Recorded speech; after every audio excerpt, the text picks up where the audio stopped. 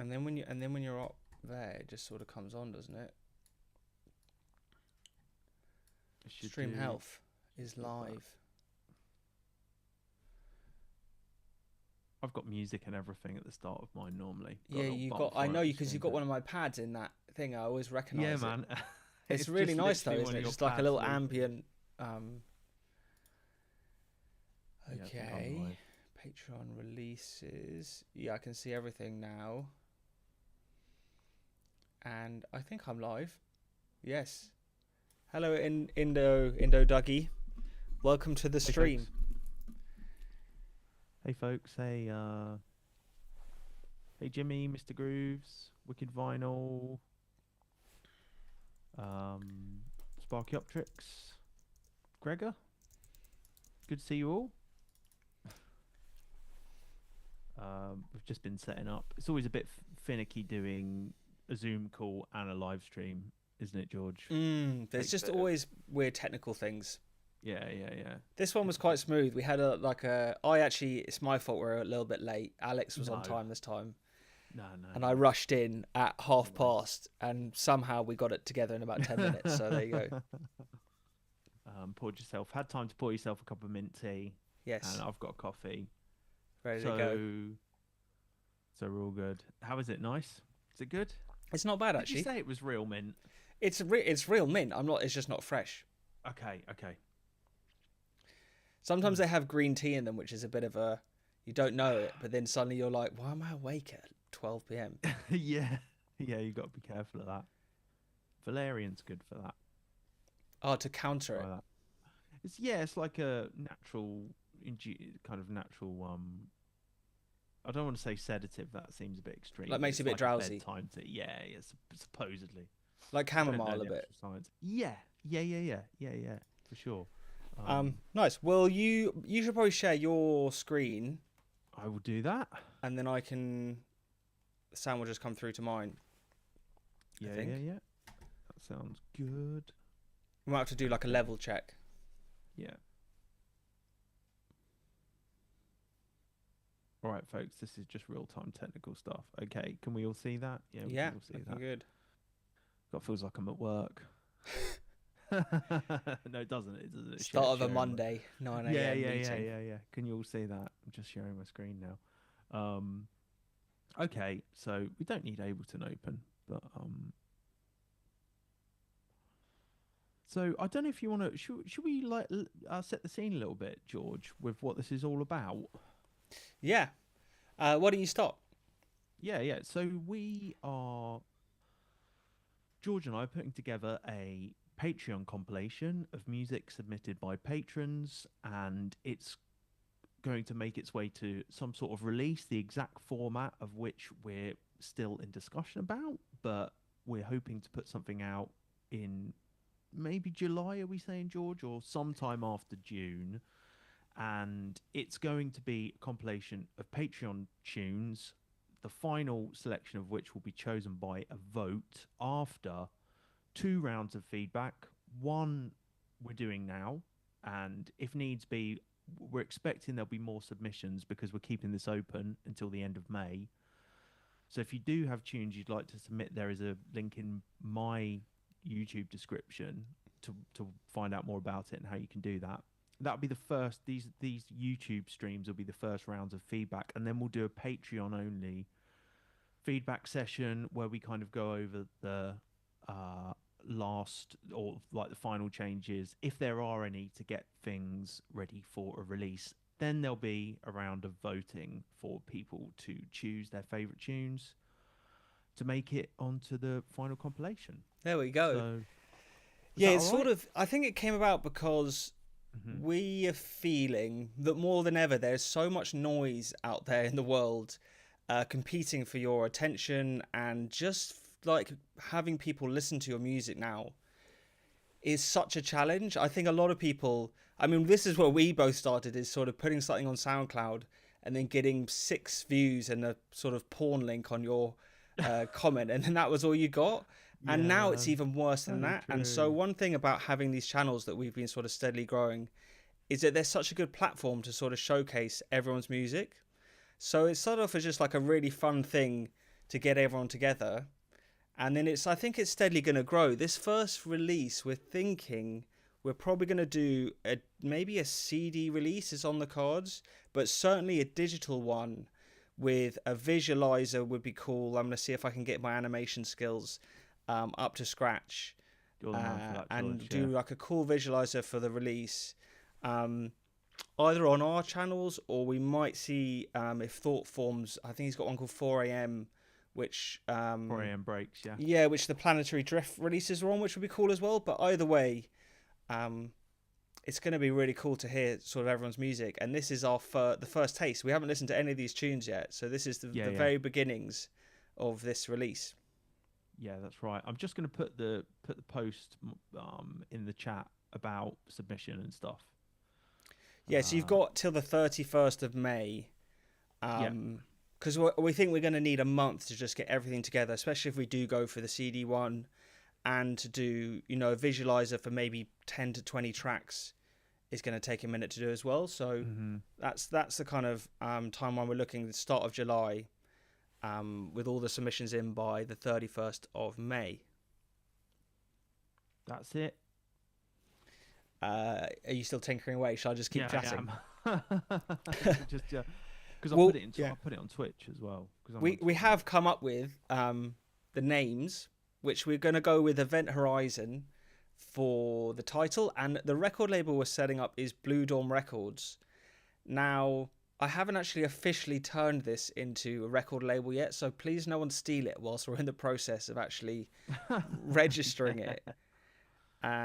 But I think we kind of want it to be, in the beginning anyway, this sort of atmospheric, forward-looking style, but then also incorporating lots of different genres. Like, it doesn't have to be 90s jungle, sort of UK garage, 140 stuff, all the way up to like breaks, and even sort of house and techno. As long as it has this atmospheric edge, I think that's what we're going for more than a specific genre. Because obviously everyone on our Patreons makes all kinds of music, and we want to be able to include everyone in the release. That's it, yeah.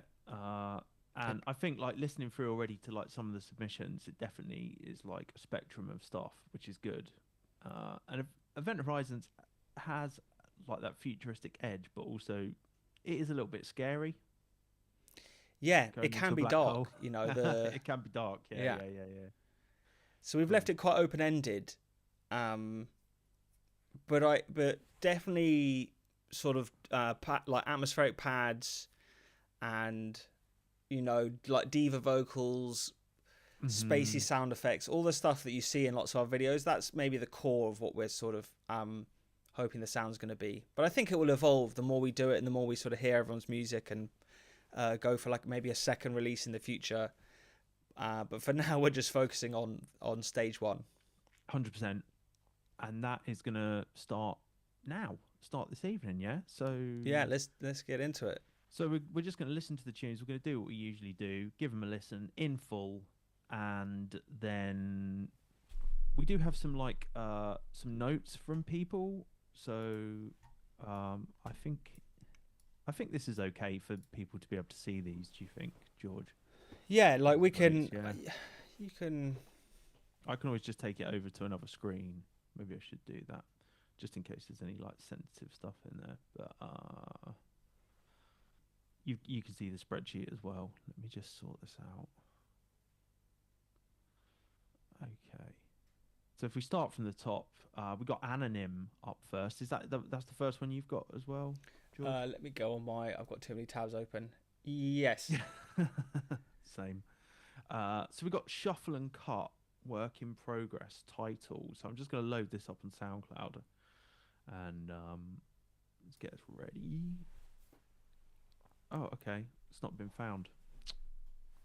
Oh, let me have a look. Do you think maybe he or she changed? Could have revised it or something since. Anonym, if you are watching, do you have a new link to this? I've heard Anonym tunes in the past.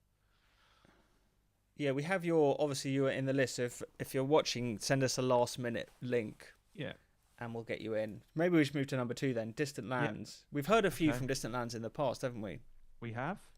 And I'm excited to hear hear this one. This one's called Crystal Visions. So let's just pull this over here. So we got some notes on this one as well. I'll just read those out, shall I, George? Yeah. Hi, Alex and George. I've been working on this for a while and think I've taken it as far as I can.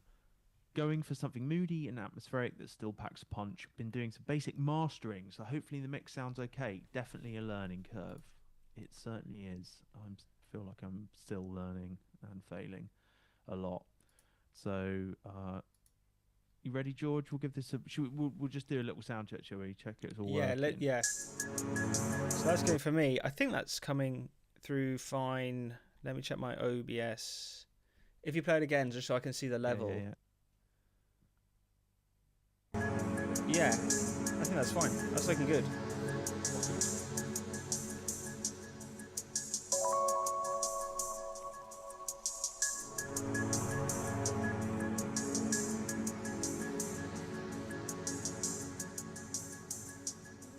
So listen carefully to the sound.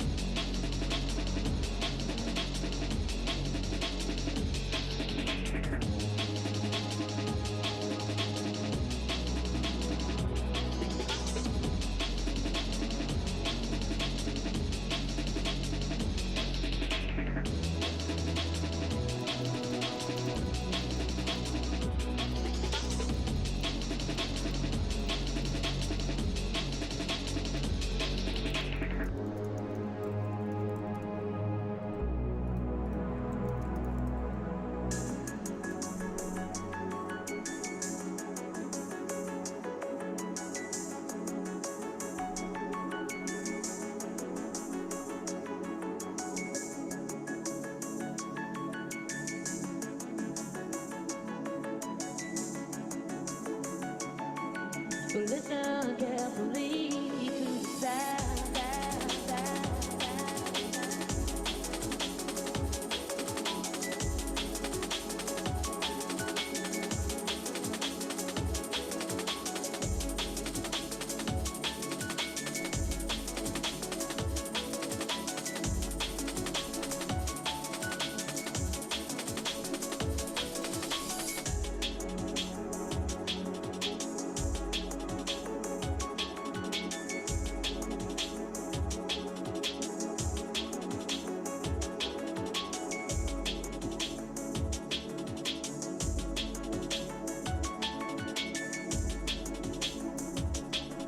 So listen carefully to the sound.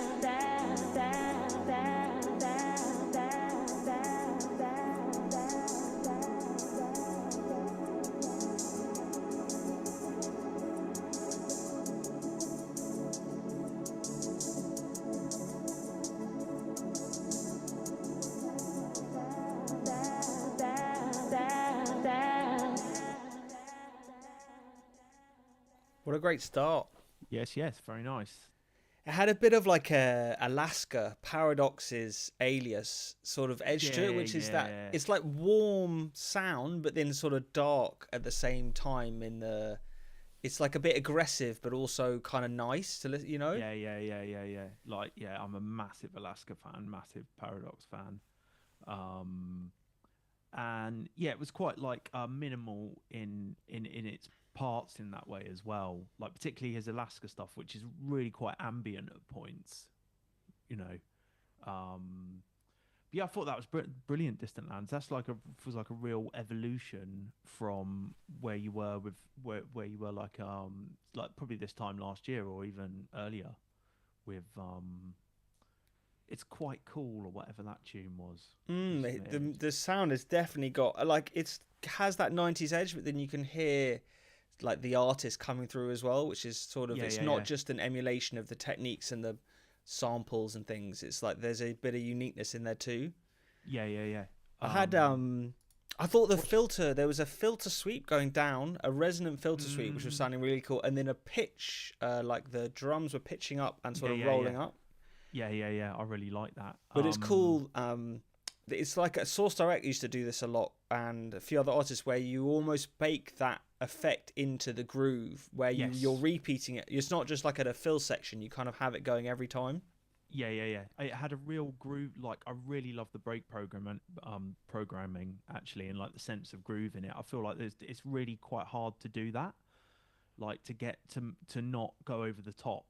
Sometimes, I mean, sometimes you want to go, you want that sound, but like also like when you can bake it into the groove, and like it's like it's got a real sense of rhythm and like cohesiveness without being too crazy.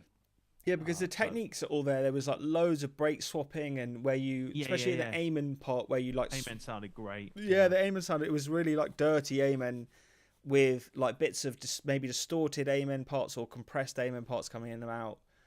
The only bit of feedback I had, maybe, I don't know if you picked this up in your headphones, but at 3:15, I think it was like another pad, or like maybe the horn section. Yeah, that's kind of what I've written it down as. Yeah, I think there was like, the balance was good with the bass and the breaks, but I think the horn section, because it was in the low mids as well, I could hear that thing where the sound gets almost like sucked out a little bit, everything sort of dips down, where it's fighting almost too much for the space in the track. Yeah, I thought the same thing. Like the horn, I really liked the sound, but I thought it was maybe a bit too loud. It was a mixing thing, yeah. Yeah, and also it went down quite low in pitch, and it started to kind of it's almost phasing, isn't it, or frequency to clashing or something with the so you could, it was almost like the same pitch as the kick and the 808 or whatever the bass sound was. Yeah, because you've got an amen in there, which is filling up so much space already in the low mids. If you have to almost sacrifice a horn or another element by cutting a bit of that area out, to make it all fit in the mix a bit better. But the sound selection and the placement and the arrangement were all great. That was maybe just one little mixing thing you could look to address. Yeah, I agree. I noticed the same thing. I thought like for the master, it sounded pretty good, to be honest. I think the danger with mastering is that you always just push it too hard, and it didn't sound too pushed. Sometimes you want a bit of that, really, but I'm not a mastering engineer. I have done my own stuff and released my own stuff that I've mastered myself, and I know when I do it wrong, or I know when I do it and I don't like the sound of it, if you know what I mean. It's easy to make things sound a bit harsh, or you're just when you're mastering, you almost just are looking for level so much that you forget that it's about. That's not what it's all about, you know. No. Yeah, you want dynamic range, and you want a sense of space in the tune, which you lose when you push it too hard. I thought I got a couple of other points that are just worth mentioning. Distant Lands, and I don't know if this one is like the line has been drawn under it, or if you're going to incorporate any of this. You know, at the end of the day, it is the art. It's down to the artist really what they want to take and what they want to discard. But I thought like the vocal level was maybe a little high, because like one thing whenever I'm in front of or in a club in front of a sound system, sometimes stuff like that can just like, it's so loud when you hear it at volume, and it was quite what I sometimes do with vocal parts is like I do take off quite a lot of the low stuff and make it almost like it's coming through a phone, a telephone, not the effect, like a bandpass range, like a bandpass, and I find that just makes it sit a bit better. People could still hear it because, you know, our ears are naturally really attuned to hear people talking and what they're saying, even if they can't quite make it out. So maybe you could just EQ that a little bit and maybe bring it down in volume. I think you'd still get the same effect to the vocal. Like the presence is there, but like maybe it would just sit a bit better with the other parts. Because my thought is that if you heard that on a big system, the vocal would probably be really, really loud. And then, the horn section, I thought the balance for the bass and breaks was really good. I don't know, maybe some more ear candy bits, George. Don't know if you thought that. Just a few more cymbals or some sort of sparkle stuff. Yeah, like reverse effects with the delay on them always sound really cool. Yeah. And they the things like that actually, they help to smooth over the transitions when you go from one section to the next, which you almost forget how important they are sometimes when you're arranging, but it just makes it sound more cohesive, the whole track, when you sort of like waves crashing and breath crashes and things like that. Yeah.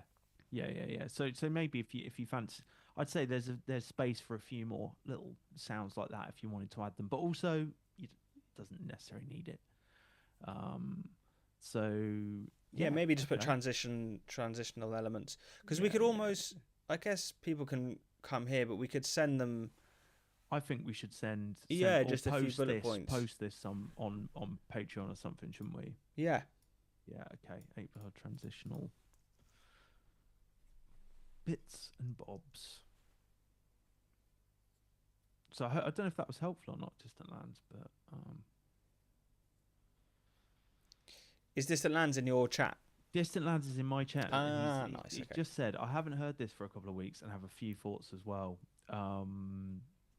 So we'll be doing.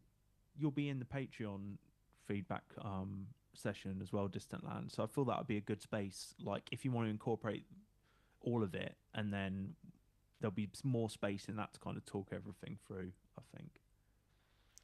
That's the idea for this, kind of the early comers, is you get a bit of feedback and then you can go away and work on the track a bit more and then sort of put it into the next one again. Yeah. Conceptually, on point. Best thing I've heard from you. So this is just this is nitty gritty, isn't it? Really, George. I think we're talking about it, but all right. Onwards Ready we go. To move on. Onwards. Okay, so we got RJ McCriedi next. Nice. Jimmy, Crystal Visions. Or RJ. So no, this one is. No, this is. Sorry, one below. Yeah. Algebrast Whip.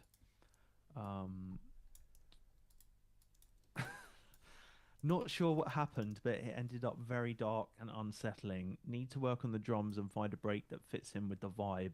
So I've actually heard this.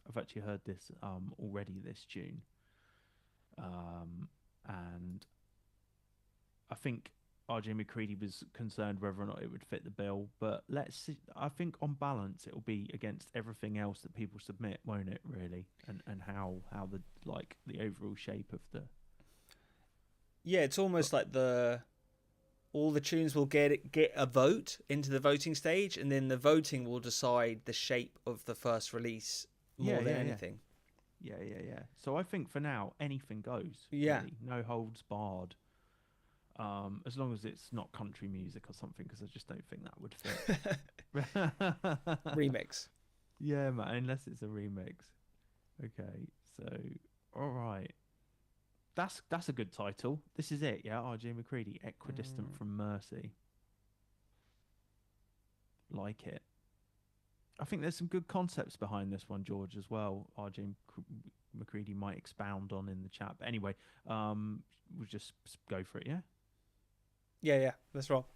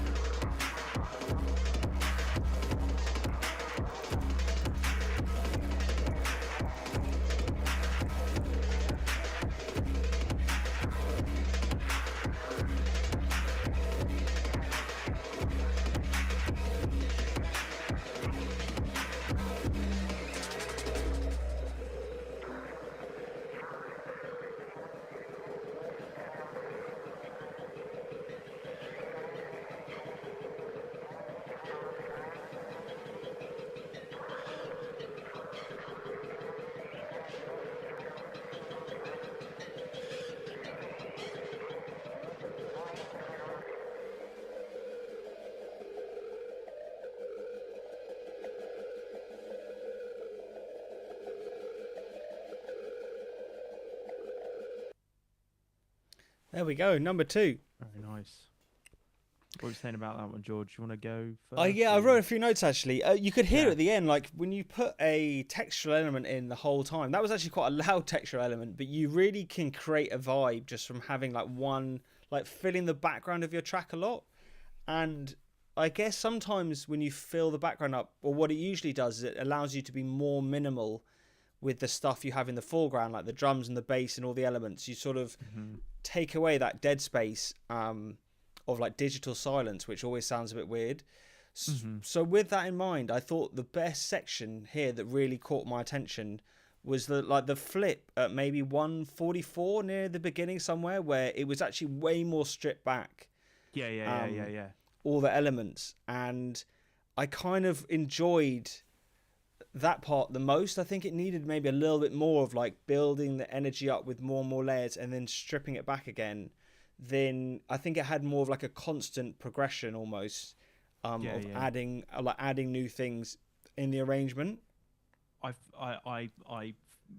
feel the same. I have heard the tune already, actually. Like I mentioned, a few, like not just because I've been listening to the submissions, but because RJ played it to me on a call, and I hearing it again, I thought the same thing about it. Might be nice to play with that tension and release a bit more, and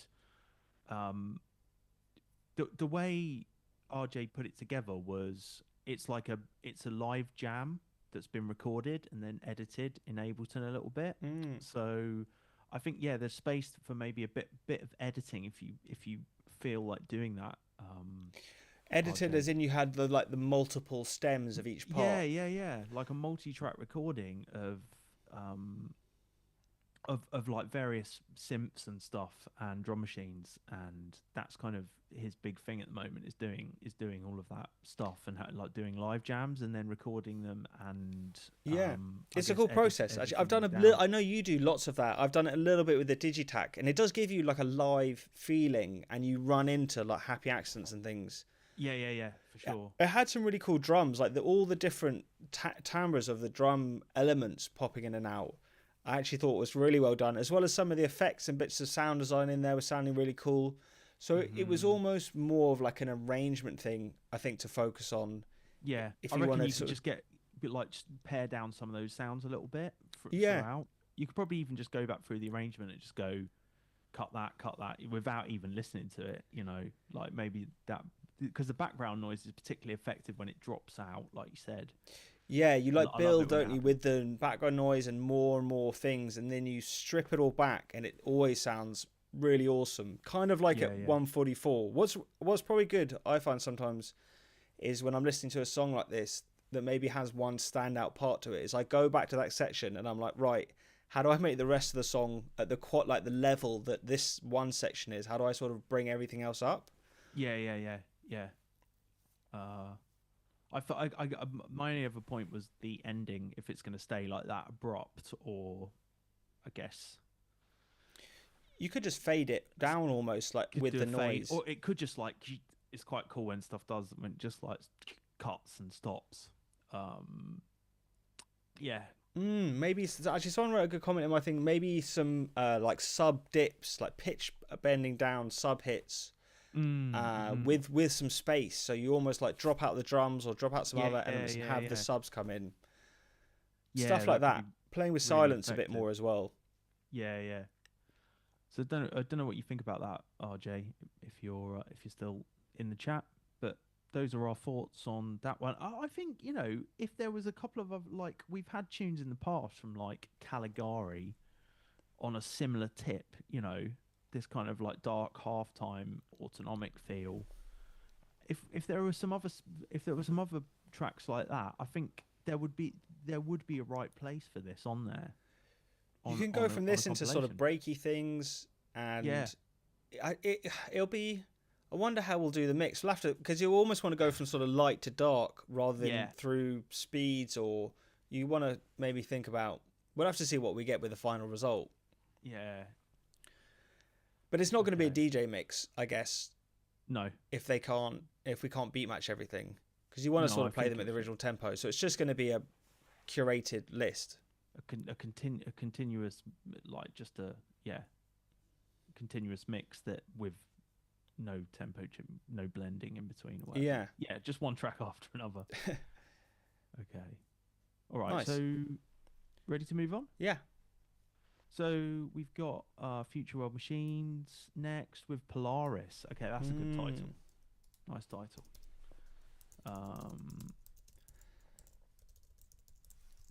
Okay. No notes from this from Future World Machines. So, but it is out there already by the look of it. So this would just be kind of a feature on the compilation, which is totally fine. Oh no, what is that? The wrong one? Wrong link? Future World Machines just in the chat. Incongruent Angle on Twitch. Thanks for that. I'm probably going to do. I really wouldn't mind doing like a Discord feedback session at some point when I've got a bit of time. It's the right one, yeah. It's the right tune. Sorry, George. I'm just talking to. Yeah. Okay.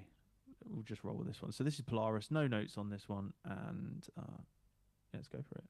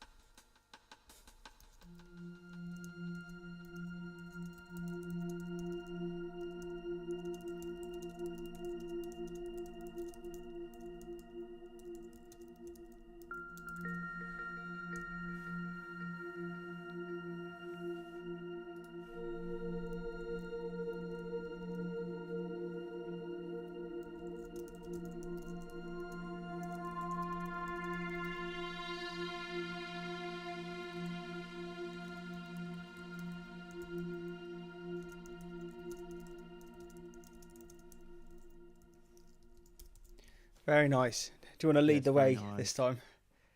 Yeah, very nice. Future World Machines definitely has autoplay. It shouldn't be on autoplay. Anyway, yeah. Very nice. Future World Machines. The vibe is spot on. Oh no, I thought someone was saying it's got like a Future World Machine sound. I've had quite a few submissions from Future World Machines, and there's like a definite voice threaded through all of those. And yeah, I really liked I really liked how sparse it was at points.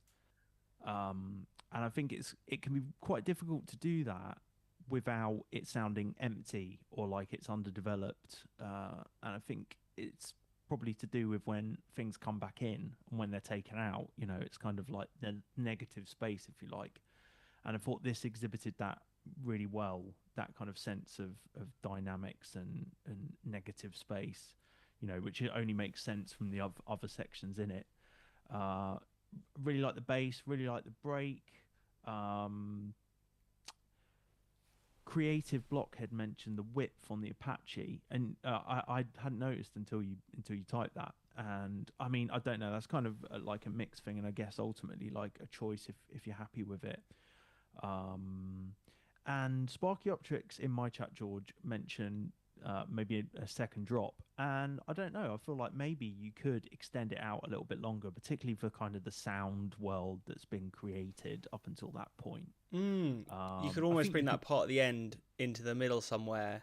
Yeah, for sure. It's almost like you could take that, and I know I'm looking at the waveform now, but which is like a bit misleading, but if you some sort of breakdown or something might be nice, just because it is a really nice spacious rolling tune. I wouldn't mind hearing it taken apart and then brought back together again. Yeah, I think almost someone's mentioned it in my chat as well, but it felt, for me, the song, it actually conveyed a very clear emotion.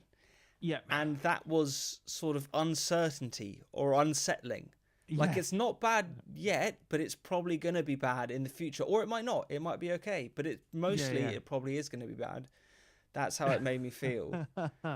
I mean, like you're approaching a black hole. Yes, exactly. Horizon. Like an event horizon where you don't know, is it going to be catastrophic or, you know. Yeah. But I did feel, I felt like I wanted some resolution a little bit more. Like as the song... Like, it was so nice hearing all the elements come in, and then maybe it was like a vocal I thought it could have, or one more little synth lead to sort of reply to everything else that had been said before, which would work really well in your idea of having like a second kind of drop or second part of the tune. Would maybe be a way to evolve it. Yeah, I definitely hear that for sure, and I think there's a time for the kind of mysterious, unresolved, and sometimes it can be quite effective to like just have something like that continuously. And I don't know if you're planning on working on this again, Future World Machines, if there's going to be a VIP Polaris for potentially, or if you revisit the tune or not. Okay, it'd be cool to have an edit for the compilation. Yeah, Future World Machines has said, I did it on Sunday afternoon. I think it needs a bit more work. Fair. That so some potential to develop that then. I also just a thought, George, like I think now, as we've spoken about, it's so it's easier than ever to kind of make the music, or it's very easy to recreate music that has been made in the past, you know. And I think the real stamp that you can put on it that's truly your own is like is sampling, and where you might get samples from that can really, for me, it's always I you know, I use a lot of spoken words or vocals or things sampled from here, there, and everywhere. And I often think that's a great move for a producer, just to like put their stamp on their tunes and the way they like to lay things out. It adds texture, especially actually if you sample from vinyl, even if you get a cheap vinyl player, but just sampling alone, that's maybe like an extra 10%. But compared to using soft synths or things like Serum, they always have that like digital quality. It's really hard to get away from, even with plugins like decimal and doing tape warbling and all that stuff you do on like a serum preset, as opposed to going and finding a sample record in like the 80s. It just sort of gives you what you're looking for. Yeah. A lot of the time. Yeah, and I think that's a real nice, like, it's because it's the one thing that can be completely individual to you is your taste and what you think resonates with you, that you might want to put on top of music if you are going to have a human voice on there, or even just a sound. Yeah, it's a really important part of my process as well. Of when I'm watching movies or stuff on the internet or wherever, I'm clipping stuff the whole time. So when I go to a track, I just have a folder of everything that sort of inspired me from the last month. Yeah. To dive into, because it's quite daunting sometimes to be like, okay, I've got to go back and work on this tune I thought was nearly finished, and I've got to go and like find sounds to fit it, and like it's nice having things just readily available. Yeah. It's kind of the curse of the music producer that you can't sit back and watch a film without wanting to sample something. Yeah, you're like, oh, that bit's awesome. Yeah. Oh, that's good. Stop that there. Just make a note of that. Okay, there's Alien Resurrection or whatever. Yeah, like 0421. Yeah. Yeah, I've got loads of stuff like that in my phone that I never revisit. I know sometimes it's too much to go back into the. Yeah. But I think that's just my thought on a really quick way to kind of really stamp one's individual taste on something is what you can sample. But it was really nice and minimal. Like the elements, there was only a few things used really effectively. Yeah, for sure. I thought like it was tasteful and restrained in a good way, and the mix sounded nice actually, and all the parts worked together really well. So yeah, spot on. Yeah. I can send you my notes after this as well, so you can sort of. Cool. I'll compile them into one thing then. Yeah, we could share them on both. Okay, so also, one last thing also is the Apache. Sure. The Apache is quite a hard break to actually chop and to make roll nicely. Yeah, and that did, and it had a nice quality to it as well, didn't it? Yeah, because you almost have to go like jungly, because it's got bongos in all that kind of stuff. It pushes you into swing, that style quite quickly. Yeah. Yeah, for sure. I've found exactly the same thing.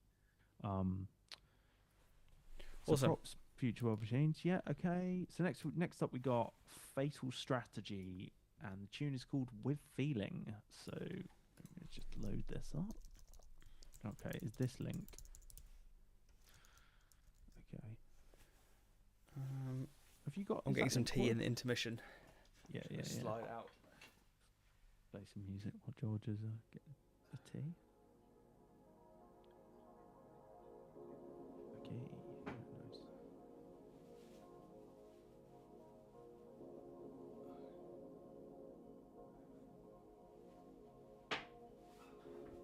Um, 808 Diffraction on Twitch. How you doing?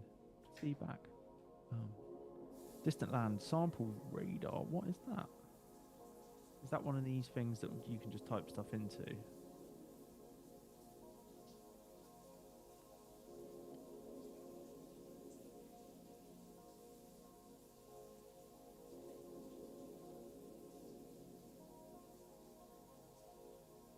I think I can hear George's tap.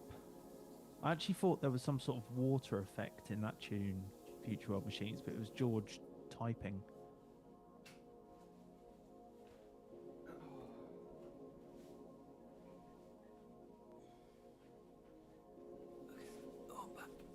Nice. All good? We back with tea. What does everyone think about Blue Dawn Records as our name? Do you think we're onto the right track? What are we saying? Blue Dawn.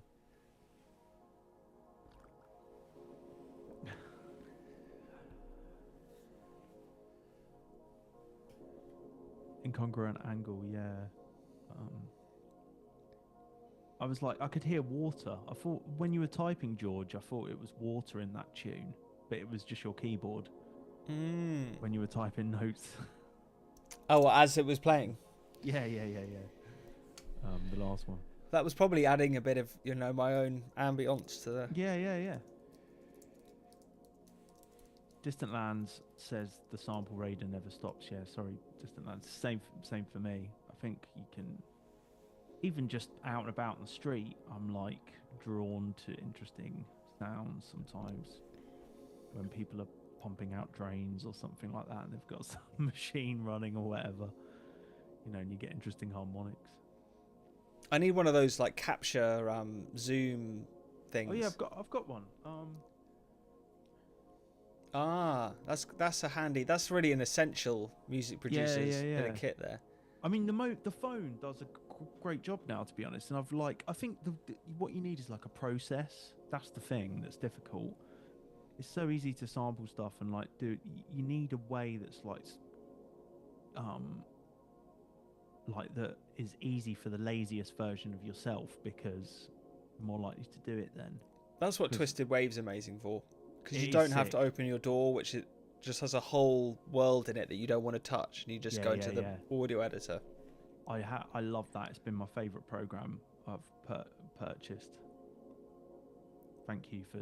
No, it's like, the thing is, people ask me if there's any alternatives, and there's Audacity, but it's not. Doesn't really. It's Twisted Wave is so simple, which is what makes it so good. The only bad thing is the pricing strategy. It's like got a weird tiered system where it wants you to pay subscriptions and. Okay. It's worth it, people, though. It's worth it. It is very good. We won't go down a Twisted Wave rabbit hole this evening. Yeah. We're always, on the precipice of it, so we'll gushing over Twisted Wave. Okay. All right. So we'll crack on then with Fatal Strategy? Yeah.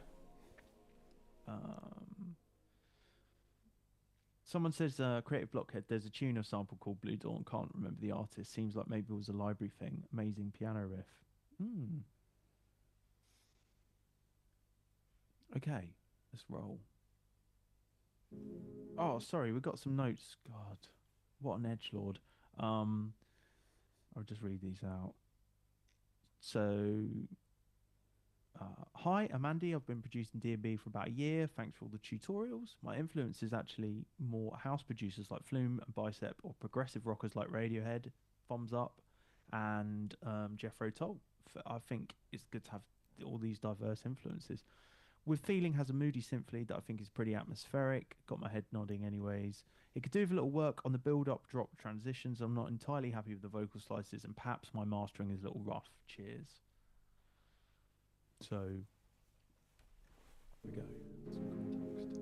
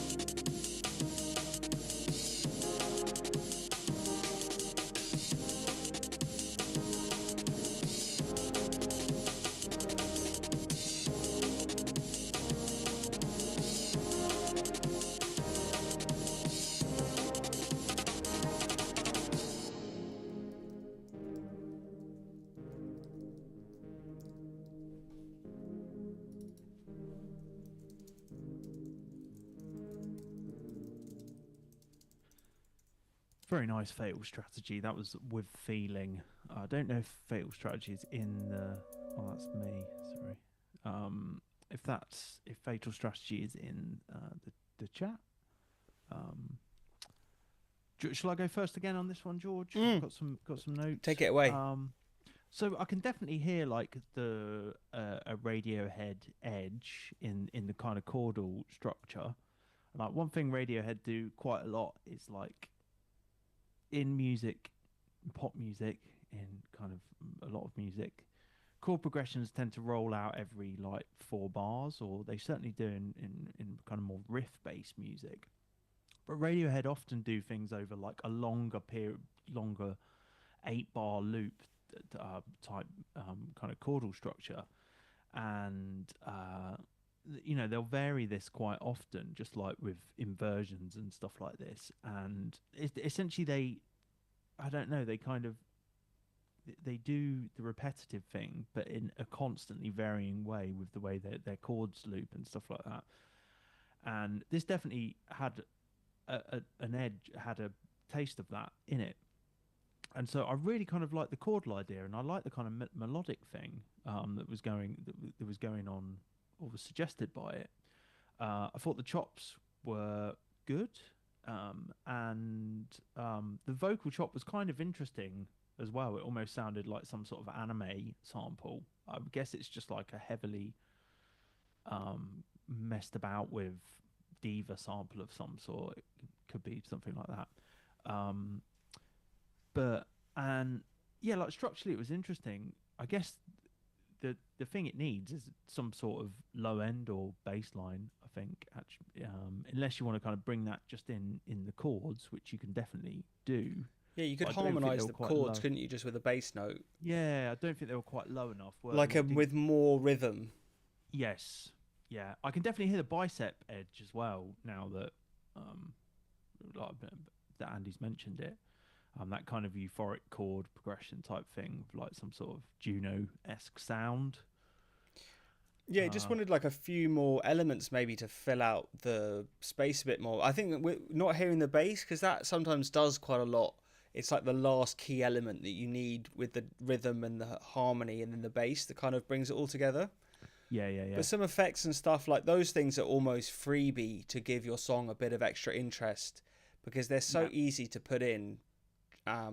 Generally, they can be quite atonal and still sound really good, like pitch whips and reverse effects and all that kind of stuff. White noise risers.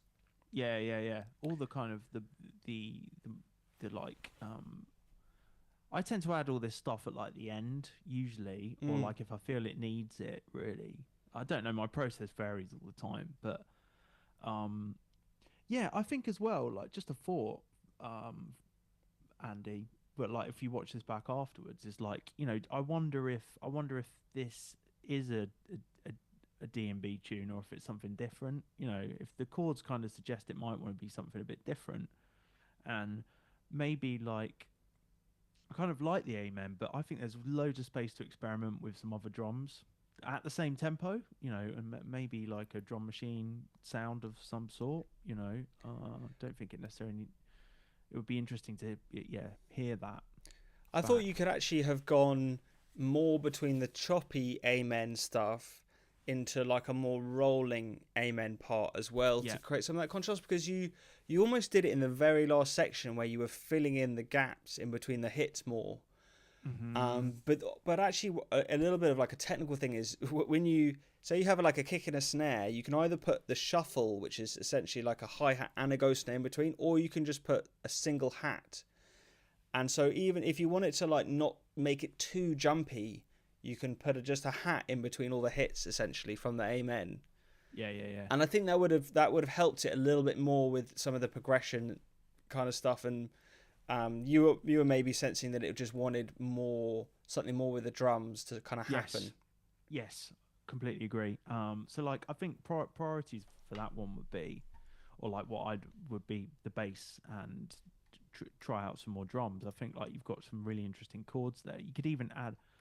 There's definitely space to add in some, I don't know, some arpeggiated stuff based on those chords, because those chords have got a lot of interest in them. Then you don't have to come up with any new MIDI. You just Yeah. kind of figure out the ARP sound. Yep. Paste the chords in, and you might have something there. You know, with a bit of delay and reverb, you can suddenly get something quite sort of magical happening. So true. I do it all the time, basically. You know. So someone was like Mr. Grooves in my chat was mentioning Square Pusher and Wisp. And yeah, it's certainly got that earlier Square Pusher sound, or like I don't know. He still veers back to that kind of stuff.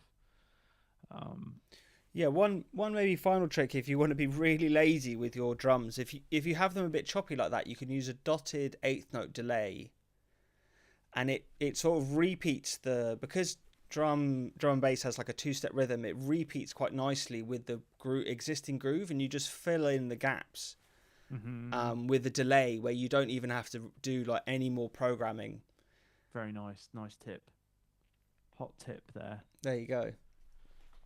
So yeah, I'll be interested to see what Andy does with that next, George. I imagine you are as well. Yeah. I think a bass might really bring it together. Bass. Yeah, that would be number one. Yeah, number one change. If you had only 2 hours left to work on it, do a bass line of some sort. Cool. So great. So thanks everyone in the chat. We had some nice comments as well, George, from people. Biggest jungle mentors on YouTube. Thanks very much for that. HVM. Oh, there we go. We'll take that one with us. Yeah. And DJ Grace is in the chat, getting some mad numbers on his YouTube videos recently. Oh, nice. Fair play, man. Yeah. Like he's been doing these really cool, like installing things like first version of Fruity Loops, Music 2000 on PlayStation, Ableton One, all of this stuff, and kind of like making tunes in them. And they've just been getting some mad views. It's a cool topic. 50, I need to check them out. 60,000 views. Yeah.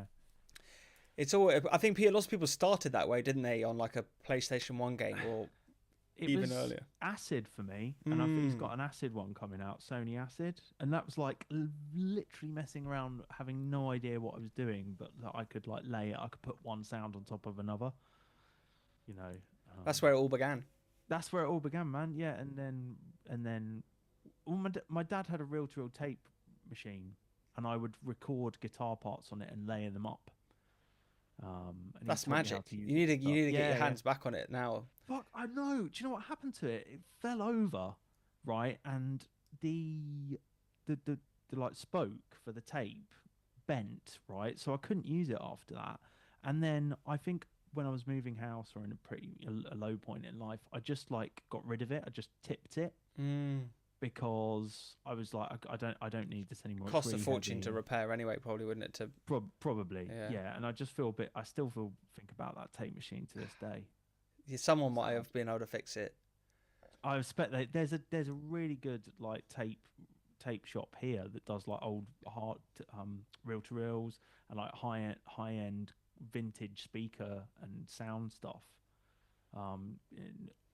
Not far from where I live. Did it have the pitch bend on it? So it was like 2 reels, and you could you could change the speed and everything like that, and you would have been able to manipulate the tape, and then you could record over. And you could of course layer things on the tape. You could I used to do like Stairway to Heaven and do all the guitar parts for that, and that kind of really got me into like the orchestra, adding sounds to like overdubbing.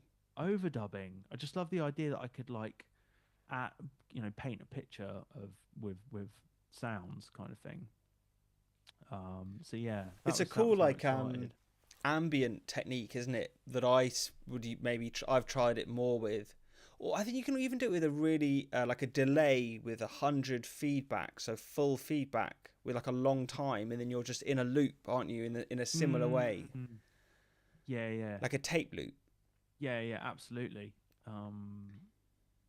And yeah, I could have. It's a shame it's gone now. I have been thinking about getting one recently again.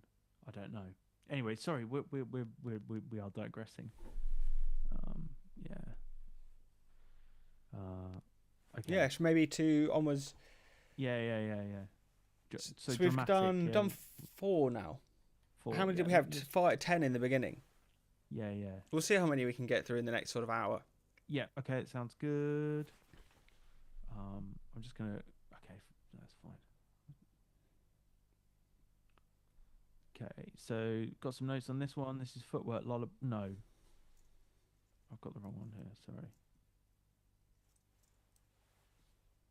Do that next. Reckless by Dramatic, and not sure if it's too repetitive and might need more variation. Short and sweet. Let's spin it.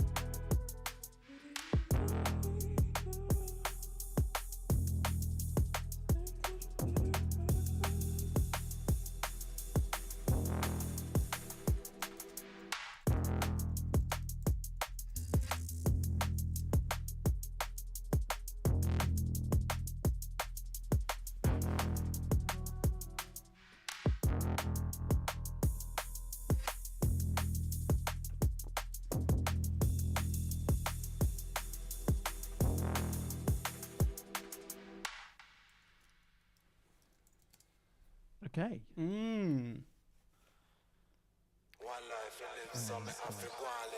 Don't know why it auto-played. That was a cool Anyway, style. Yeah, that was nice. That was dramatic, reckless. Very good bass design. Yeah, some really nice. The way it sort of nice bass evolved with parts. the extra noises and the kind of crispiness of it. Also, the mix had really good impact.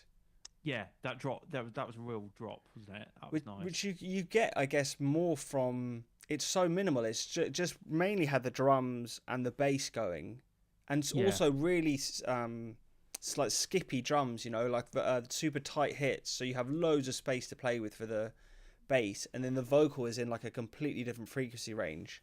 Yeah. Which is what sort of gives you that really nice separation. Yeah, and it definitely had that. The mix was really nice. Actually. Yeah. I think some like it could be longer. You got space for it to be longer, and definitely add in some more variation. Dramatic. I feel like you probably know what you might need to add. I don't know.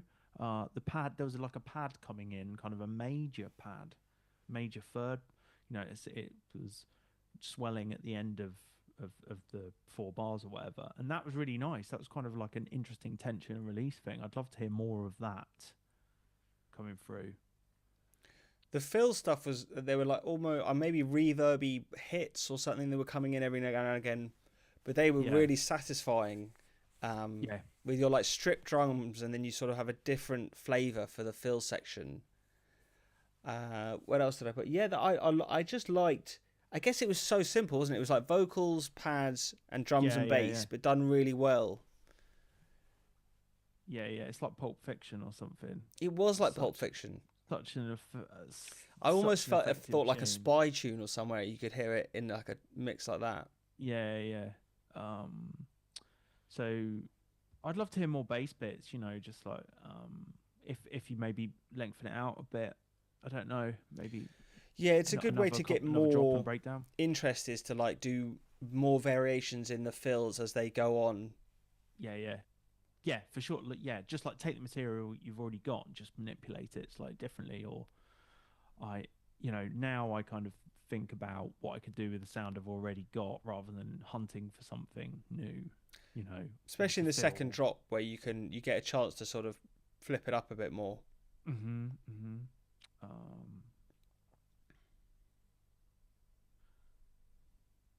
Cool. Okay. So, the Akai my dad had was the 4000. I'm pretty sure. Just to add that in. They go the for tape about £1,000 now? That was the tape recorder. That was it. Yeah. Yeah, that was probably the sort of perfect one you would have. You'd have that spinning behind you on your table. It was fiddly to use. It was like really fiddly to use, but I kind of worked out how to do it. It's kind of strange even thinking back to it, to be honest. That you kind of want those artifacts almost now, though, don't you? Sorry? You kind of want those like artifacts you wouldn't want as someone just playing tapes.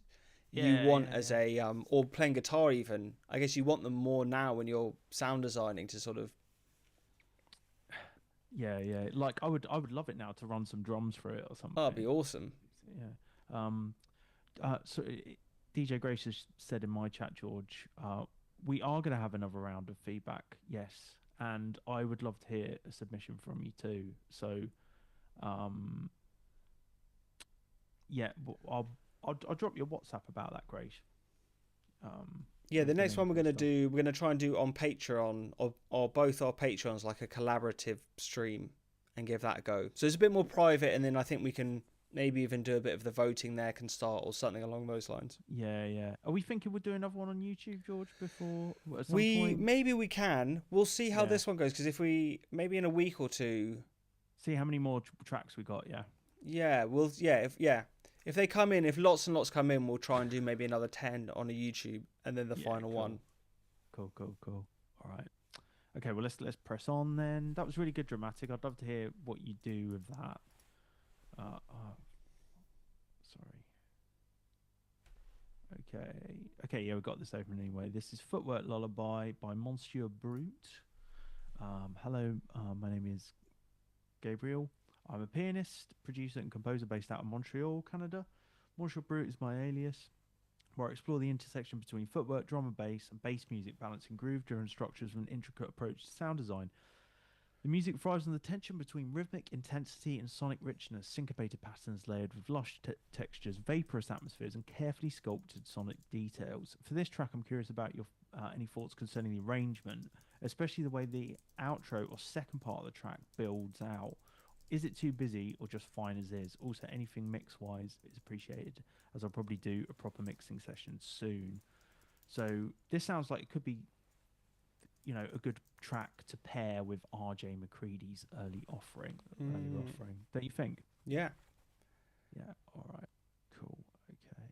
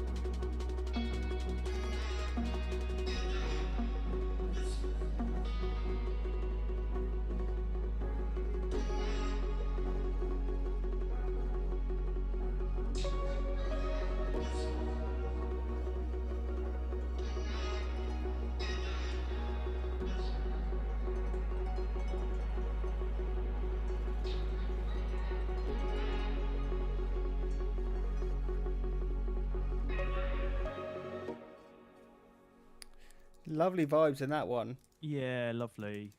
Um, it's really good. I think that shows like the interpretation of the brief, George. How and it's really nice to hear the spread of interpretations of it that we have this evening. It was quite hypnotic actually by the end of it. Yeah. The Do you like any footwork? Are you much of a footwork person? do you know what? I used to really like Exit Record stuff back when they were pushing, which was D Bridges. I think it's D Bridges record label, but they really pushed that like steppy stuff, which kind of has like a footwork feel to it. Yeah, yeah. So I got really into it for a little bit, but I like this because it was actually quite sort of light and uplifting footwork stuff, which I haven't heard as much of. Yeah, I do like the kind of like the atmospheric interpretation of it, like atmospheric footwork, jungle. It's kind of a really nice place to inhabit.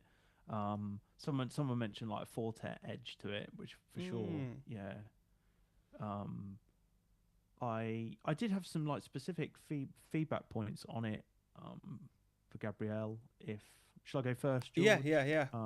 So kind of really, it sounded almost, the rhythm sounded a bit off kilter at the beginning. And then it all came together kind of like at this point in a really nice way.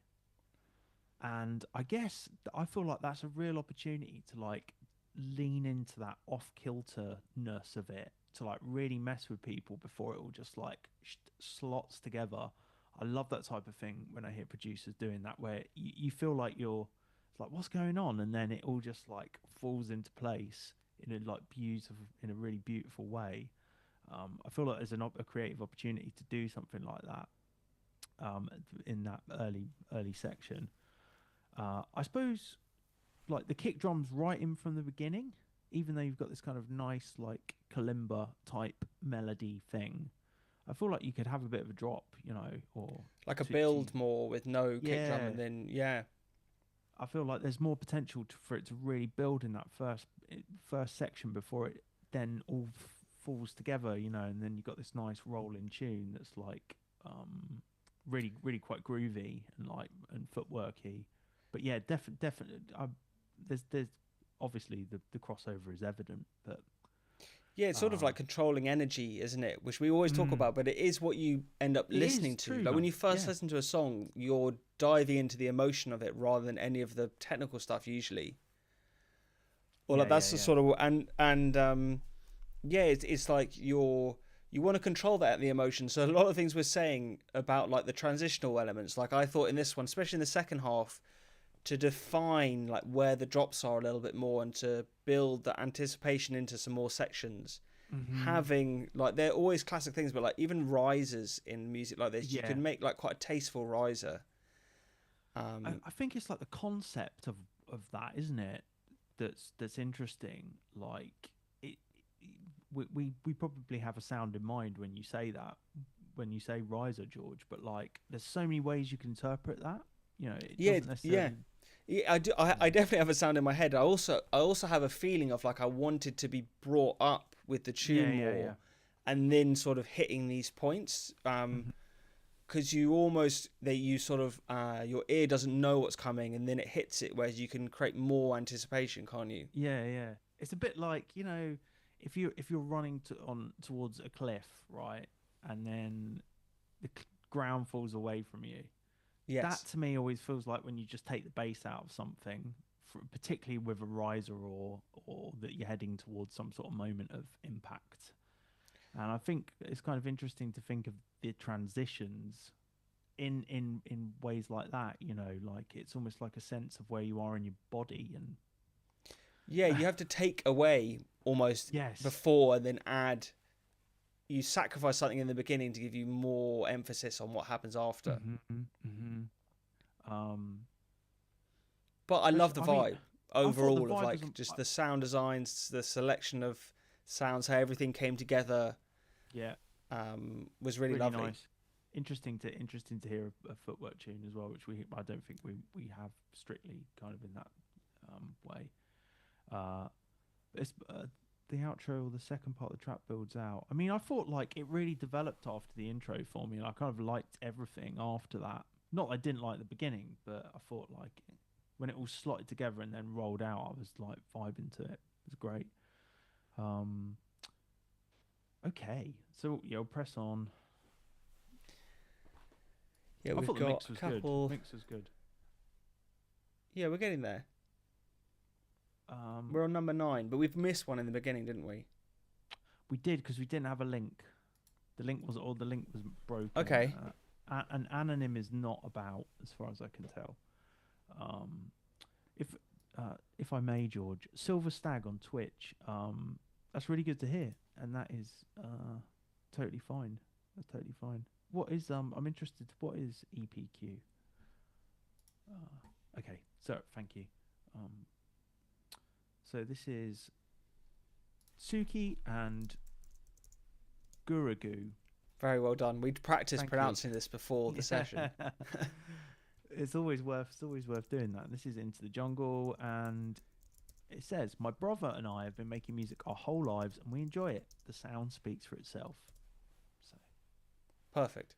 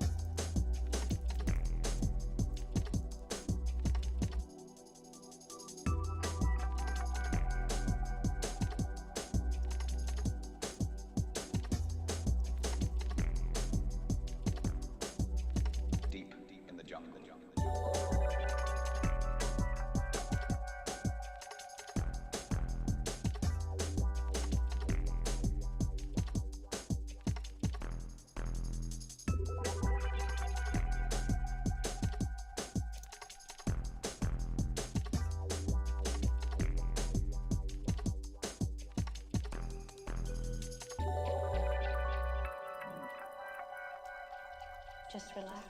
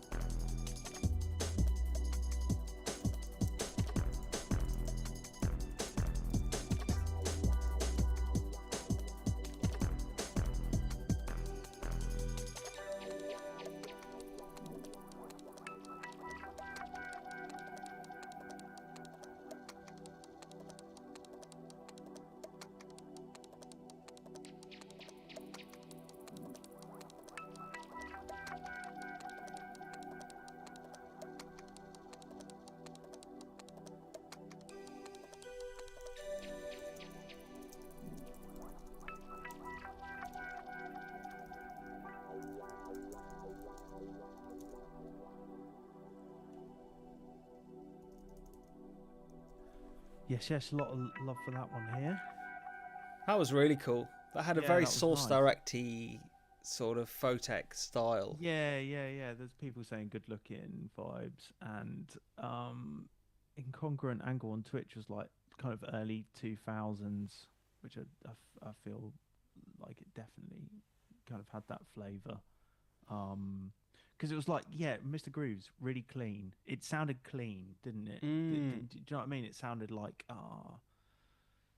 kind of bright and present, and everything sat together really well. Actually, The way all really, the sounds are like hitting off each other, yeah, really satisfying. yeah. Like it was, like the break, like the bass, like the mid bass, like the pad, and the guitar swells, and the There was like a like a tremolo Rhodes or something, or yeah, coming in. and like almost like a DX7 or a D50 kind of sound. Yeah, it was like a mostly wave. keys, but maybe with one or two synths in there, wasn't it? Yeah. Mostly samples, sorry, with one or two synths. Yeah. I think that's a contender for sure. I mean, I, I guess I wouldn't mind hearing that for a bit longer. Yeah, I like that's my favorite sort of style. I mean, that's a style I try and make a lot in my own music, so I'm always drawn to it. I also could hear loads of my own samples from my packs coming in and out, like the effects and the little bits and bobs in there. Are the guitars yours? I don't think the guitars were, but definitely some of the effects, some of the vocals, maybe some of the pads and stuff. I can't. It's hard for me to know because I made quite a lot of pads, but by this stage, but I could hear little bits and bobs jump out at me. Yeah. I could hear some of my breaks in that Fatal Strategy tune. But it's good. It's good. It's why we make this stuff, isn't it, George? Oh, for sure. I always love hearing it in other people's music and like how people. Everyone uses it differently, almost the way to you intended or you would use it. They've sort of done something original with it. Yeah. So true. I guess I'd love to hear a shuffle at some point in that. If you were going to extend it out a bit longer, I think you could essentially have that play out again. I'd love to hear it play out again, like over 6 minutes with maybe like a think shuffle or something like that. Yeah, if you were going to go in that direction, you could almost do like a a layered think break in a stripped back section. Could be cool. So you can sort of do more effects and more bass with more drums and take away everything else. Yeah, like a dub out. I sometimes call. Yeah, it's like if you're looking, because you sort of have everything you want in a tune like that, where you don't need to add like a new lead as such. Maybe a vocal it could have had always adds like a human element, which can make a big difference. Yeah, like a diva sample for. Yeah, it can be really tricky to find vocals, so you just have to. It's a big trial and error thing to like make something because it had words, so it had some sort of speaking, but it didn't have maybe like a phrase, like a vocal phrase of a singer. Yeah, exactly. Like some. I won't do it, but we all know. We were all hoping there in that brief moment that you were going to sing for us on stream. I have tried to do it before, just to like make my own with pitch shifters and stuff, but it always just sounds mad. I always catch myself humming as I'm writing a tune in the background, which no one can really hear. Well, this is before I've edited it, so you can hear it. But then I cut out the humming, so you can't actually see me sort of singing, but it's there when I go and do the edit. Grace mentioned your pads. George is a pad master for sure. Your pads are the best. We've done quite a few pads by this stage, but I'm always coming up with new tricks. I just love them because you create like a whole song almost with one element, whereas there's nothing else you really do in sound design that's quite as fulfilling as sort of pad making. Yeah. I love the fizz that you get into some of them. That's one of my favourite textures. It's like when you pour a glass of champagne or prosecco. Yes. There's a pancake noise. Is this one of them? Might be for me frying pancakes. I put in lots. I sort of do me frying pancakes, and then I often run it through one of those hardware samplers, and you get a bit of like noise and stuff in there. Because I do find when you put like textural layers on top of pads, sometimes they just sit like a little bit separately, and you want a way in your processing to sort of bring them together. Yeah, no, I felt you do it so well. I think I've got the producer in chat here, and they've said pad is from your pat, George, but stretched and pitched. Ah, see, there you go. Yeah, Okay, Awesome. and maybe plus switch think break. Yeah, that would be nice. Would love to hear that. Some like just woven in could be really cool. I'd love to hear more that longer. I'd totally put that. It could on definitely be the like a vibe to 6-minute tune. Yeah, sure, absolutely. But like I do also get like sometimes it's nice when they're shorter. You know, like you leave you wanting more kind of thing. Yeah. It's better. I guess it's better to be in that camp than to drag it on too long for no reason. Yeah. Sometimes that's all you've got to say, almost. Do you know what I mean? Yeah, for sure. I do. Okay, so this is Kosu and Blue Dawn Records. That's us. That's us. Woohoo! Okay, so Wish I Never Let Go. No notes on this one. Kosu is in the chat here. So Kosu, I think we had one from you last. Did we have one from you before? Yeah, I'm pretty sure we did. Okay, excited to hear this. Let's go.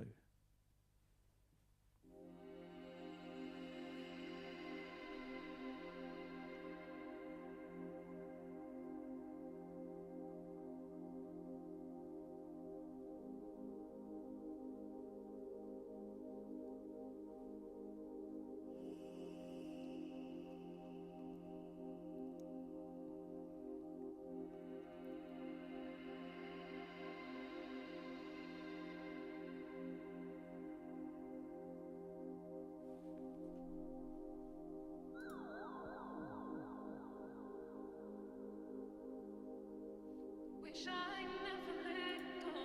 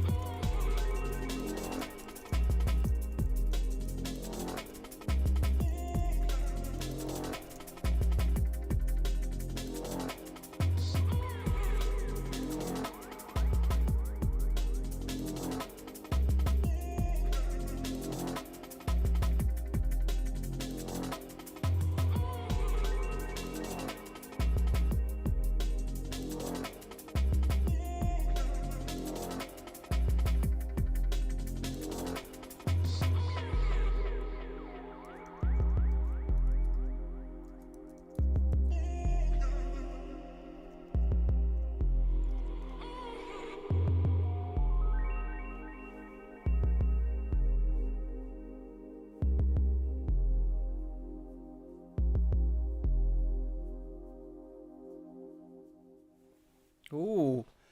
Maybe Very I'll start this nice. one because I Yeah, go actually for will it. go a little bit of feedback first, just so it's in the front of my brain, and then we can Yeah. talk about some of the other things. But I felt like in the second half of the tune, I really love the statement of that. It was like bum bum bum bum with the initial bass at the Mm-hmm. start of the bar, and then it had the like bass kind of drawing you back out. So Mm-hmm. those are almost your like call and response Mm-hmm. in the bass, but I really felt like you could have got rid of the kind of drawn out bass noise maybe at some point and replace that with something else, either Mm-hmm. a different bass noise or like a chord or a pad or something to kind of fill the same space but do something a little bit different maybe as the track progressed. Yeah, yeah, yeah. Was just something I could hear going in there. But one thing this song I thought was really cool was it was almost more of like a trancey progressional style arrangement where you have your like bass, your starting loop, and then you keep iterating on that Mm-hmm. loop as the track progresses, and so you don't really have like sections as much as like a just a whole progression throughout the tune, Mm-hmm. Mm-hmm. which I actually thought worked really well. Like the impact, the two different breaks playing off each other with the sort of kick and then the sub bass underneath. Those elements, the pocket was really nice that they sort of Yeah, made yeah, together. yeah. Yeah. And maybe one last thing was just at the breakdown, I thought you could have maybe taken the bass away a little bit just to give your ear a bit of a rest and then sort of everything comes back in again. But the tune was awesome. Absolutely, yeah. Most powerful trick in the book. Take the bass away. Take the bass. Yes, less Cut the is more. bass. Excellent feedback, George. Yeah. I really like this one. I thought the vibe was on point actually. It was kind of like late night drive Mm. vibes for me. Nice intro. I really like the intro, really just like that chord. I love space in you can always add more, at the beginning. And I feel like the beginning of a tune is really so crucial because I always think about if people heard this for the first time, would they keep listening? You know, and I understand people giving music a chance or whatever, but I really want to draw the listener in from the very first, sound they hear, and I kind of felt that here. Felt that was you achieved that here, Kosu. Just like that, the filtering of the pad and everything, where the EQ of it and stuff, or the sample itself. Um, I feel like yeah, you could probably make a little bit more of that coming in. You could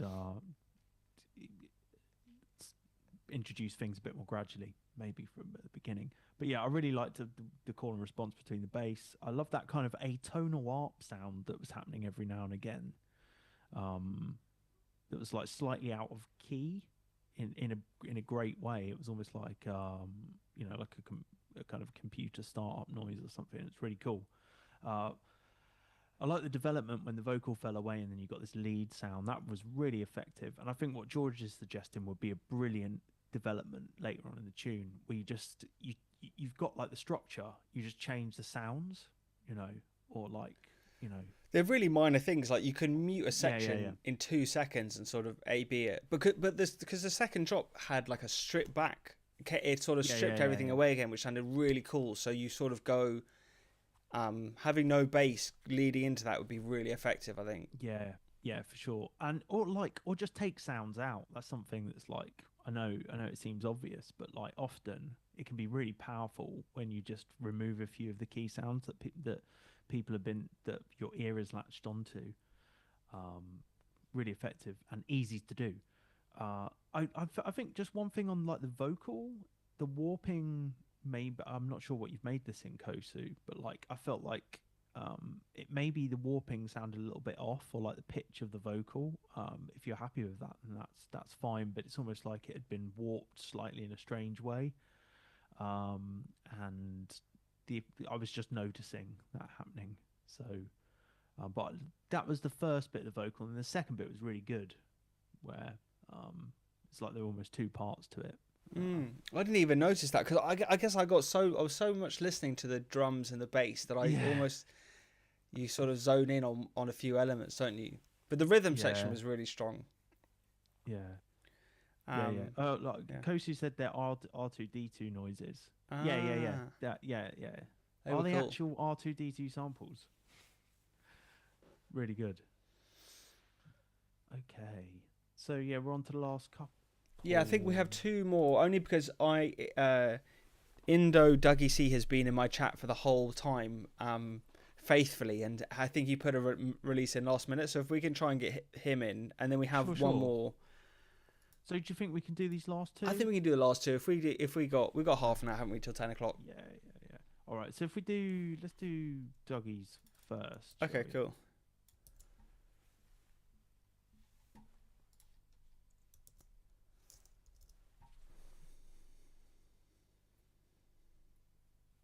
Nice one, Kosu. Banger. Absolute banger. Okay. Believing, getting by. I make liquid D&B predominantly and do most subgenres and dabble in hip hop. I enjoyed 90s and mid 2000s D&B and take inspiration from it. I make regular music when I can, mainly trying to train my ears and figuring out structure and not overcomplicating things, which I tend to do. Don't we all? Yeah, well, that's what I was about to say. That is the game. That is the game. Yeah, let's give it a listen.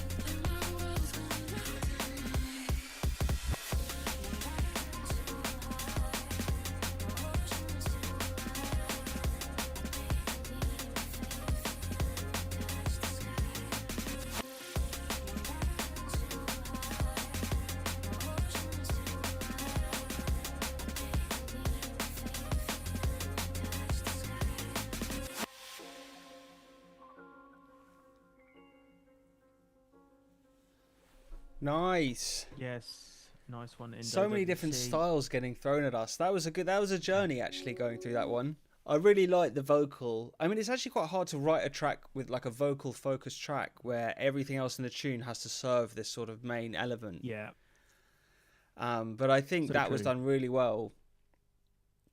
And yeah, maybe actually for me it was like a mixing thing where I just thought it wanted more power, like in the low end, because I think if you turn that tune up really loud, you would be blasted by the drums because they were Yeah. really up front, and I think the bass would be, your ears would almost start hurting before you would get enough bass in the tune, which is a good test sometimes. Like listen really quietly, and if you can just Yes. sort of hear one element poking through, Yep. then go really loud, and you can kind of, you don't want to listen to that too long because you hurt your ears, but it's a good way just to check. Yeah. I feel like yeah, nice tune, Indo, and I wonder where that vocal came from. There was good Actually, was that background like vocals as well, like teaming up with it, yeah, which you sort of very professionally done, which you don't actually notice too much because we're so used to it, but it was done really yeah. effectively. They fit really well and they fit the tempo and they worked well at that tempo, and they sounded really natural, almost like you know, maybe had like a vocalist record them. But yeah, I agree with what George is saying about the drums and like I guess the overall balance. There's because you can hear there is a bass in there, but it feels like the drums were just too loud against everything else. And I think it's like, sorry to cut you up, but it's actually something yeah, that's go for so, it. it's so easy for us to say here just listening because we're only hearing like drums, vocals, like the Hmm. like guitars, or their violins. We're just hearing the elements, but when you're looking at your track, you're thinking of like all of the micro stuff, and you almost have Yeah, to yeah, almost like just put the aux tracks of the main elements and then balance them rather than getting yes. stuck in all the nitty gritty of like the individual elements. Yeah, what the way I kind of like to think about it is there's a couple of things like usually whenever you hear any record or any kind of tune there's kind of 3 to 5 things that will take up your attention at any one time, I find. And if it's about identifying those elements at any given point in the music and making sure you know which of those you want to focus on at any given time, and that you can hear them kind of equally above the other stuff going on, you know, the things that are driving the groove or the emotion, or you know, essentially those things really. And another thing is if you're in the supermarket, right, or you're in the shops or whatever, and there's music playing, have focus on what you can hear if it's like a tune, you know, because it's often just like the drums, a melodic element and a vocal. When you're hearing music that quiet through like a speaker, it's interesting what comes through and what the mix engineer has chosen to kind of make most prominent. And that's often how I like balance my stuff in my own music, is like what is selling this tune right now, and everything gets balanced around those things really. Just as a bit of mixing Yeah, because you almost don't philosophy. hear the bass a lot of times in your favorite tunes. It just adds that layer of sort of warmth in there and Yes, power. And when you, and that's maybe what we felt in this one, is it was just sort of lacking that in the low yeah, end. you could definitely just bring the bass up It for might be sure. that simple, yeah. Yeah, and like when the violins come in with that vocal, I feel like the vocal is the thing that probably wants to be louder than the violins. But yeah, not fair play for getting like the kind of the choice of sounds in like the chorus with a violin. It's very impressive in a like a, yeah. Yeah, All the things supporting the vocal were done really well. So, and the arrangement was pretty effective as well. It's actually very like professional sounding tune with maybe a few little sort of things in the mix that would take it to the hmm next level. yeah, and I reckon you could probably drop that piano out at points as well, just for a bit of variation. It probably work. Replace it with a pad or sort of some kind of different sound that's doing a similar part would be really good. Lovely. Um, They've almost all been like a different um, subgenre that we've yeah, had. great. That's kind of what we were hoping It is for. what we were hoping for. Yeah, yeah. Some nice comments on that one in the chat. Thanks everyone. Hey everyone on Twitch, Royce and Happy-O. How we doing? Um, Burkadak 657. How we doing? saying good evening to both of us, George. Good evening back to you. We've come down to our last track of the evening. Yeah. My voice starts to go about now talking about all these tunes. It does, yeah. How's your I think we voice? have about 2 hours in us, don't we, Max? And then we're at the limit. It really is like a wall. You just can't. You can't. You your can't brain think goes or to talk mush. anymore by the end of it. Okay, this looks like this one's gone as well. Amalgam. This one was only sent like Whilst we were doing the sorry, let me. Noble Woods. This I'm looking at the. Right he. I Has he got another think link? he might have messaged me before this producer. I gave him some feedback on this tune. Mm-hmm. And he submitted it. He said he just submitted it 17 minutes ago, but now it's maybe not found. But I guess I would almost say, oh, here we go. I have another link. I have a link for you.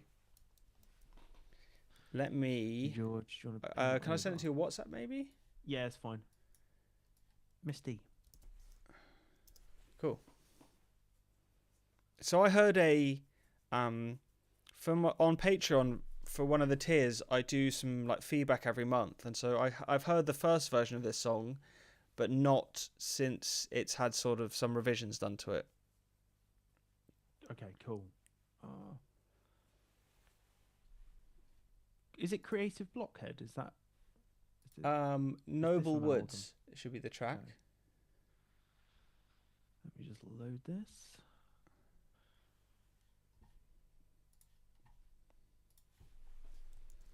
Right. Have we got? Is there anything you want to say?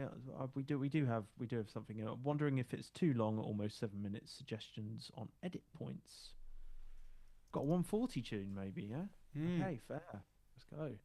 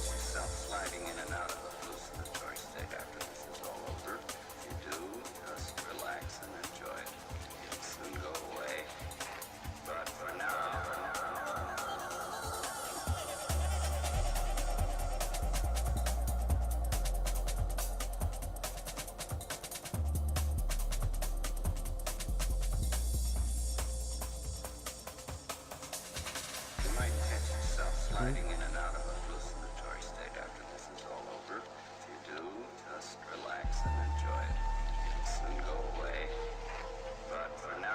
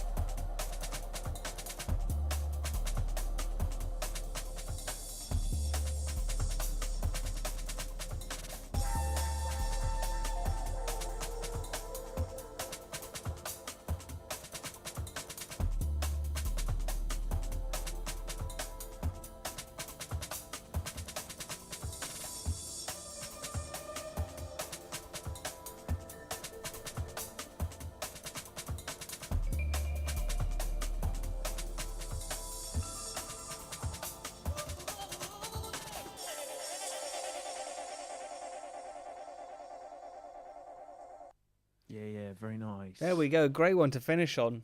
Yeah, that was perfect. I liked all the, because I heard the first version of that, but there were lots of sort of little things I think that would change. Definitely the second breakdown and sort of the lead into the second part of the track. Mm-hmm. I thought it was the tune was like reinvented really well to keep you interested the whole way through that sort of, because it's actually like a 3-minute section probably at the end. Mm-hmm. But it was like it did really well. Jumping between sort of different sounds and sections, but making everything cohesive. Yeah. But also changing it up enough, that's a real skill in itself. Yeah, totally. With like a kind of like not restrained palette, but like not just throwing more stuff at it. You know what I mean? Just like being restrained, and yeah, not being tempted to just. It's about what you don't add as much as what you do. Definitely. You get to that. I've got. Sorry, go on.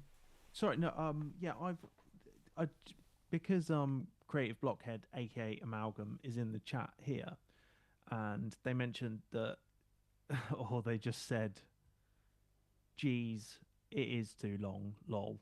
I just wanted to talk on that, George, because like it's interesting. This is a really good thing actually. If you're working on a tune and you kind of want to know what you really think about it, like play it with someone else around, play it in front of people. They don't necessarily need to know it's you.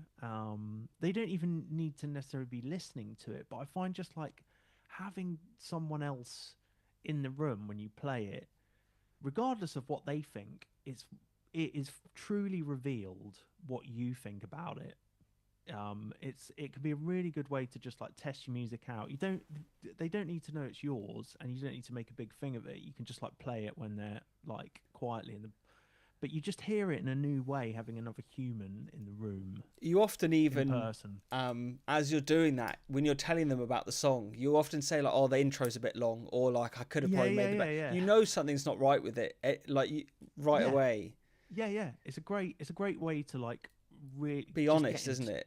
Yeah, get internal feedback almost. Like, and I'll often do it, just like put stuff on in the car or whatever, with my girlfriend, or just play it to her, and see how I feel about it, rather than what she necessarily thinks. It needs to be like a safe person though, doesn't it? Because like the negative feedback doesn't always do wonders for you. No, that's true. I find first thing in the morning is the best time if you're going to do it by yourself. To like when you have fresh ears and you've not listened to anything else, if you just come back to a tune, that's when you can sort of get the best perspective. 100%. I did have some other notes on it, like that. I really like the guitars. I'm a guitarist, and they sounded really lush, and like the kind of wah pedal stuff was really, really cool. I like the drums. I thought maybe they could be a touch louder, just like a dB, 1 dB. I'd love to hear them a bit more with the bass. That's a mix thing, really. But and also I kind of like when it went down to nothing. I'd like to hear maybe even less sounds in that breakdown. I feel like it's been a thing with all of the tunes actually that it's.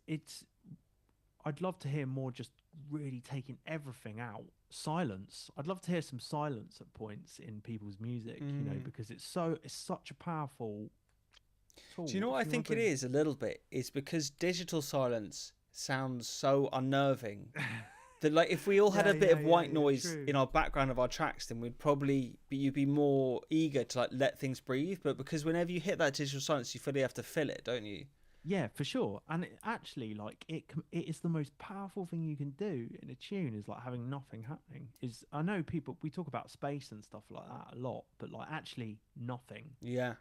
Or just very, very little. It doesn't have like to a be reverb tail just sending off into the distance somewhere. Yeah. Just take it down to nothing, because like when you see like a band or whatever, or I don't know, or you go to a club night or whatever, they will take it down almost to silence at points, and those are like the most powerful moments. So don't be afraid to like cut it all out at one point in the music. It doesn't have to happen in every tune, but don't be afraid to do it. Yeah, that was a great selection of music, everyone. Well done. Nice one, people. Yeah, well done. All those who submitted feedback. Thank you, anyone who's just hung out around in the chat for the. Yeah, appreciate you all hanging out and stuff, and it's great to hear everyone chipping in, and people on Twitch as well. Thank you, Incongruent Angle. It's a pleasure to share it.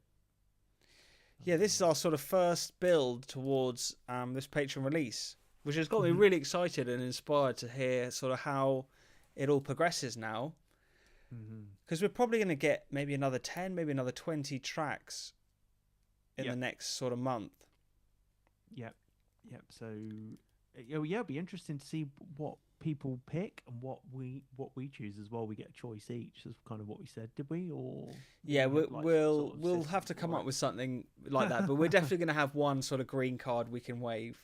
This is all happening with you, in front of you. It's all of us together doing this, essentially, in a way.